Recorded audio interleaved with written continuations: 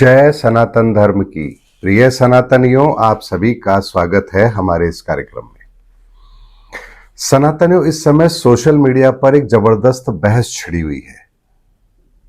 भगवान के अस्तित्व को लेकर, ईश्वर के अस्तित्व को लेकर, गॉड के अस्तित्व को लेकर, परमात्मा के अस्तित्व को लेकर, आप चाहे नाम कुछ भी लें, लेकिन ईश्वर के अस्तित्व को लेकर इस समय पर बहस छिड़ी हुई है। और आप लोगों ने सोशल मीडिया पर देखा भी होगा कि जावेद अख्तर और एक मुफ्ती हैं जिनके बीच में एक अच्छी सी बहस हो रही है परमात्मा के अस्तित्व को लेकर, और दोनों ने बहुत ही बेहतर तरीके से लॉजिकली अपनी अपनी बात रखी है। सनातनियों, आपने सुना होगा समुद्र मंथन। समुद्र मंथन क्या होता है? समुद्र मंथन इसी तरह की विचारधारा के मंथन को कहते हैं, जहां दो बुद्धिजीवी अपने विचारों के आधार पर तर्क देते हैं और उस तर्क को या आप स्वीकार करते हैं या अस्वीकार करते हैं, लेकिन उसे कुतर्क नहीं कहा जाता।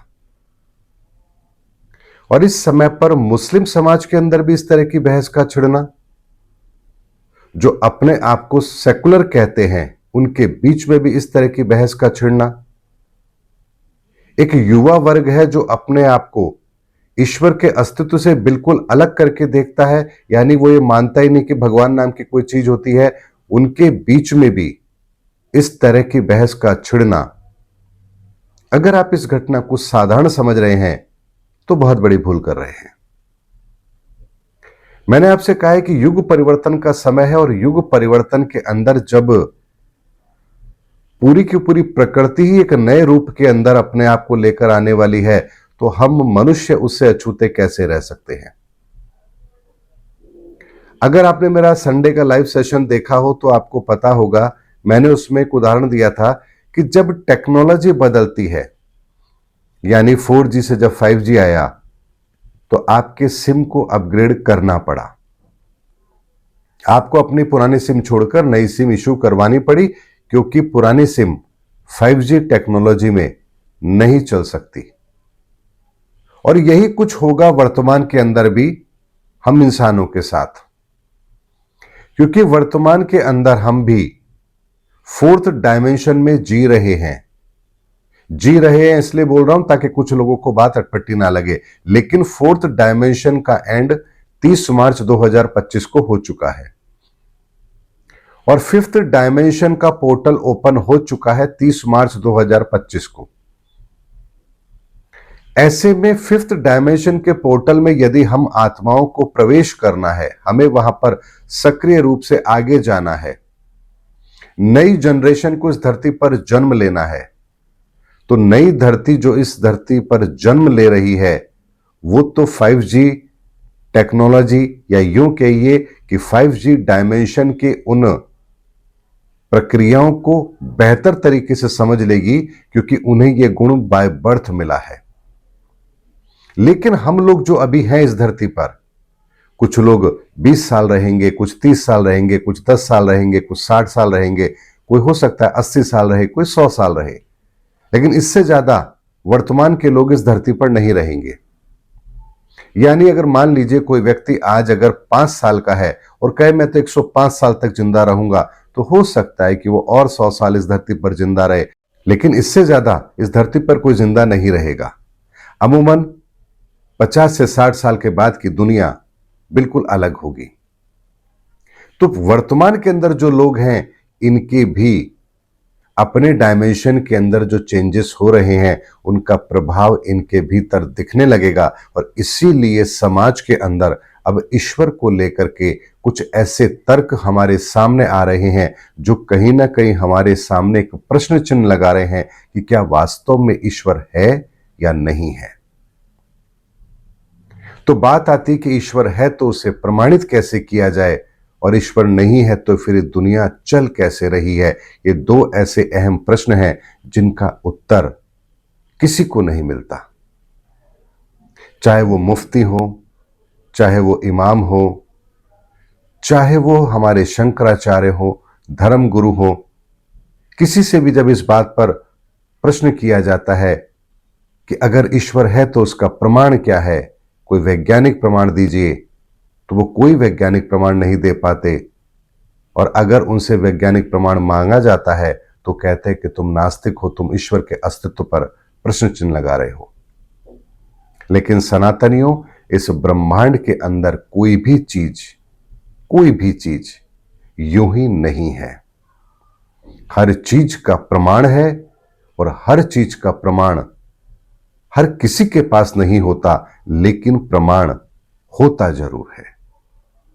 इस बात को ऐसे समझिए कि आज के अगर 100 साल पहले कोई बच्चा अपने माता पिता से प्रश्न करे कि मैं आपकी संतान हूं, मुझे इस बात का प्रमाण चाहिए, तो हो सकता है माता तो प्रमाण दे दे, लेकिन पिता कैसे प्रमाण दे कि वो उसका पिता है।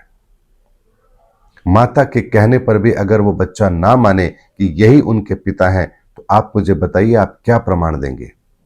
माता प्रमाण दे सकती है क्योंकि माता ने उसे गर्भ में पाला है और अपने गर्भ से बाहर आने की प्रक्रिया भी किसी न किसी के सहयोग से पूरी हुई है।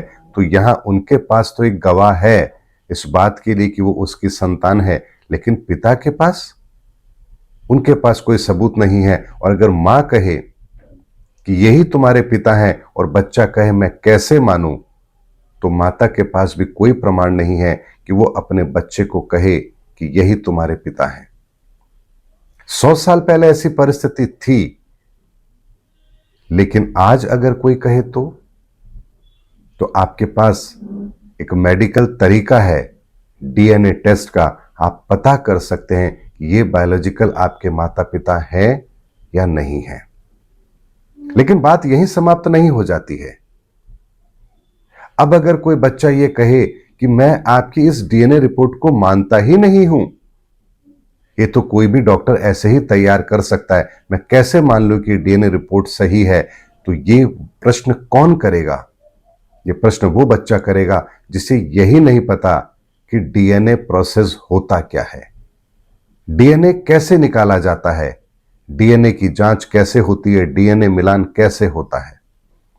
लेकिन जो बच्चा समझदार है, जो जानता है कि टेक्नोलॉजी क्या है, डीएनए कैसे निकाला जाता है, डीएनए कैसे मिलता है, वो उस बात पर यकीन करेगा। ठीक इसी तरीके से ईश्वर के अस्तित्व को लेकर के भी जब हम प्रश्न करते हैं, तो बहुत से लोग हैं जिनके पास इसका कोई उत्तर नहीं है। लेकिन जानते हैं जिन लोगों के पास इसका उत्तर होता है, वो जब आपको प्रमाण देते हैं, उस प्रमाण को कुछ लोग मानते हैं। तो जैसे डीएनए एक टेक्नोलॉजी है आपके माता पिता के साथ संबंध को स्थापित करने की प्रमाणिकता के तौर पर, उसी तरह से ईश्वर है इस बात को प्रमाणित करने के लिए जिस विधान की जरूरत होती है, जानते हैं उसे क्या कहते हैं? उसे इस्लाम में इल्म कहते हैं और हिंदू शास्त्रों के अंदर उसे ज्ञान कहते हैं। यानी वो इल्म, वो ज्ञान, वो ब्रह्म ज्ञान, उसके द्वारा ही आप ये पता कर सकते हैं कि हां ईश्वर है। लेकिन जब बात आती है इल्म की, जब बात आती है ज्ञान की, तब यहां फिर वही परिस्थिति पैदा होती है जहां एक व्यक्ति कहता है कि मैं मानता ही नहीं कि ये डीएनए रिपोर्ट सही है। यानी कुछ लोग होते हैं जो कहते हैं हम मानते ही नहीं कि इल्म नाम की कोई चीज होती है। हाँ, मोहम्मद साहब को कोई इल्म नाजिर हुआ था, बुद्ध को कोई ज्ञान हुआ था, महावीर को कोई ज्ञान हुआ था, हम मानते ही नहीं। ये तो उनकी फिलॉसफी है। तो ऐसे लोगों को आप क्या उत्तर देंगे? तो यहां पर भी उस रहस्य को समझने के लिए जिस टेक्नोलॉजी की जरूरत डीएनए टेस्ट के लिए होती है, अगर वही टेक्नोलॉजी कोई समझना चाहे, तो क्या वो डीएनए के प्रोसेस को नहीं समझ सकता? समझ सकता है। और इसी तरह की अवधारणा हमारे बीच में भी होती है, जहां ज्ञान कैसे नाजिर होता है, वो इल्म आपको कैसे मिलता है, वो आपके भीतर कैसे उतरता है, कुरान 7वें आसमान से कैसे नाजिर हुई, तुलसीदास जी को भीतर में रामायण कैसे प्रकट हुई, ये सारे के सारे वो रहस्य हैं जिनके बारे में अगर कोई जानना चाहे तो उसे उस अध्यात्म के उन रहस्यों को समझना होता है। और अगर आध्यात्म के उन रहस्यों को आप समझ रहे हैं तो आप उस ज्ञान को भी समझ पाएंगे, उस इल्म को भी समझ पाएंगे जिससे ईश्वर प्रमाणित होता है। लेकिन जैसा मैंने कहा, यह तो अब तक की एक अवधारणा है जो मैंने आपसे कही। लेकिन बहुत से लोग हैं जो इस पर भी प्रश्न चिन्ह लगाएंगे कि आपकी ये फिलॉसफी हमें समझ नहीं आती। आप कहेंगे, हां, आंख बंद करके बैठो, ध्यान करो, देखो आपको प्रकाश दिख रहा है, अरे यही तो परमात्मा है। अरे 5 वक्त की नमाज पढ़ो, तुम्हें जन्नत मिलेगी, अरे यही तो मुक्ति का रास्ता है। तो कुछ लोग इस पर भी भरोसा नहीं करेंगे। वो कहेंगे कि ये तो हमारी मानसिकता हो सकती है, हमारी सोच हो सकती है, ये कोई बहुत बड़ी बात नहीं है। ऐसा अनुभव होना ये इस बात का प्रमाण नहीं है कि ईश्वर है, और उनकी बात सच भी है। इसीलिए सनातनियों, 5th डायमेंशन के अंदर जब आप प्रवेश कर रहे हैं तो यहां पर हर चीज अब वैज्ञानिक आधार पर प्रमाणित होगी। यानी ईश्वर का अस्तित्व है, इसे आप वैज्ञानिक आधार पर भी प्रमाणित कर सकते हैं, शास्त्रों के आधार पर भी प्रमाणित कर सकते हैं।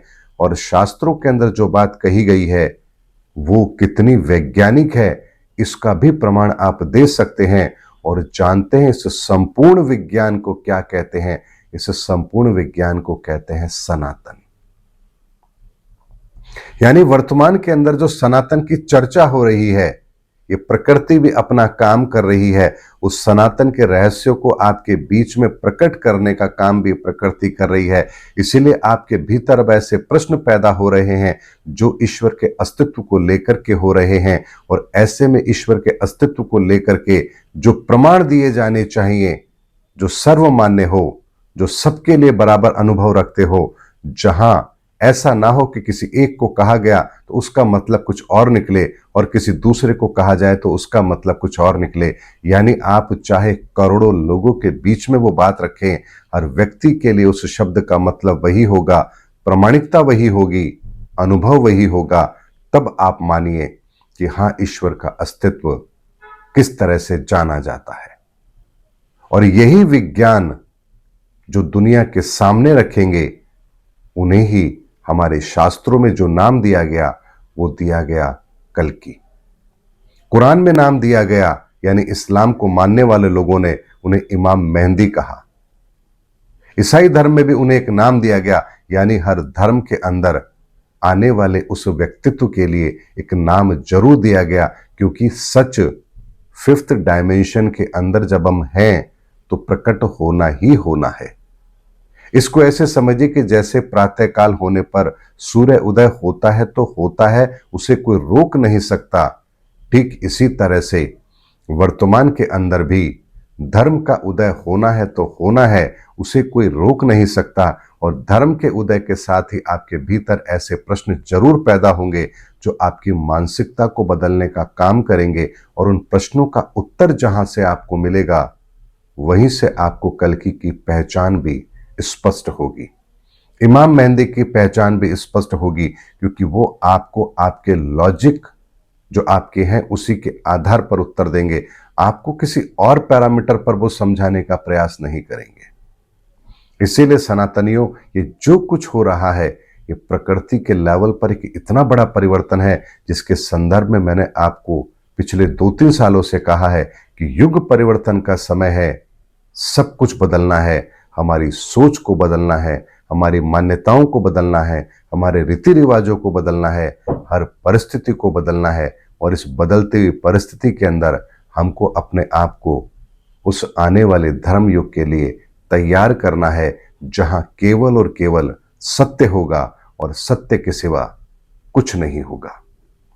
इसीलिए सारे के सारे रहस्य आप लोगों के सामने आने लगेंगे और आप उन्हें वैज्ञानिक आधार पर समझ पाएंगे कि हां, ये बात सही है कि ईश्वर है, और है तो उसका प्रमाण कैसे स्पष्ट होता है। उम्मीद करता हूं सनातनियों मेरा वीडियो आपको जरूर अच्छा लगा होगा। अगले वीडियो में आपसे फिर भेंट होगी, तब तक हमारे चैनल पर बने रहिए। जय सनातन धर्म की, जय धर्मयुग की, जय सनातन विश्व।